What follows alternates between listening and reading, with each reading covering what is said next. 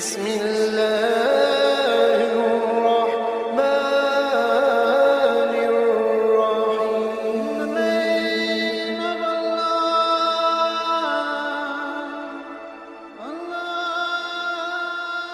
الرحيم. بسم اللہ الرحمن الرحیم. شروع اللہ کے نام سے جو بڑا مہربان اور نہایت رحم والا ہے. سومناتھ کا مندر اتنا بڑا تھا کہ ہندوستان کے سب راجے اس کے لیے جاگیریں وقف کرتے، اپنی بیٹیوں کو خدمت کے لیے وقف کرتے جو کہ ساری عمر کنواری رہتی اور انہیں دیوداسیاں کہا جاتا.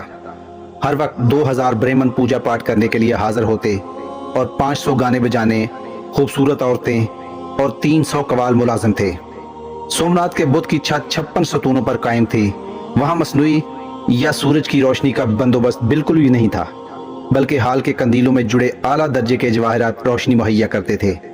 اللہ کے دلاور سلطان محمود غزنوی بت شکن نے سونے اور چاندی کے چھوٹے چھوٹے بتوں کو روندنے کے بعد بادشاہ بت کے سامنے جا کھڑے ہوئے.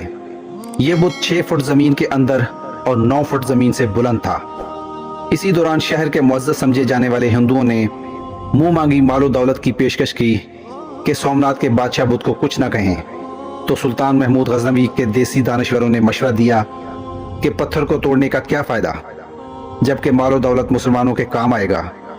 سلطان محمود غزنوی نے دیسی دانشوروں کی بات سن کر کہا کہ اگر میں نے تمہاری بات مان لی تو دنیا اور تاریخ مجھے بت فروش کہے گی، جبکہ میری چاہت یہ ہے کہ دنیا اور آخرت میں مجھے محمود بت شکن کے نام سے پکارا جائے.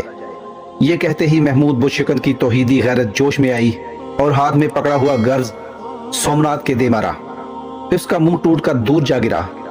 پھر سلطان کے حکم پر اس کے 2 ٹکڑے کیے گئے تو اس کے پیٹ سے قدر بیش بہا قیمتی ہیرے، جواہرات اور موتی نکلے کہ جو ہندو معززین اور راجوں کی پیش کردہ رقم سے 100 گنا زیادہ تھے. محمود غزنوی نے وہ بت توڑا جو فتح مکہ سے 1 رات قبل بنو امیہ کے سردار نے کعبہ سے ٹرانسفر کروایا تھا کہ اسے سنبھال کر رکھنا، ہم لینے آئیں گے. وہ تو نہ آ سکے لیکن بنو ہاشم سے محمود غزنوی ضرور پہنچ گیا. اسی لیے کافر مورخین سلطان کو ڈاکو کہتے ہیں جبکہ اسلام اسے مال غنیمت کہتا ہے. یاد رکھیں غیرت مند مسلمان بت شکن ہے، بت فروش نہیں. بت شکن سلطان محمود غزنوی رحمۃ اللہ علیہ وہ ہستی ہے جب ظاہر شاہ کی حکومت میں 1974 کو زلزلہ آیا. محمود غزنوی کی قبر پھٹ گئی.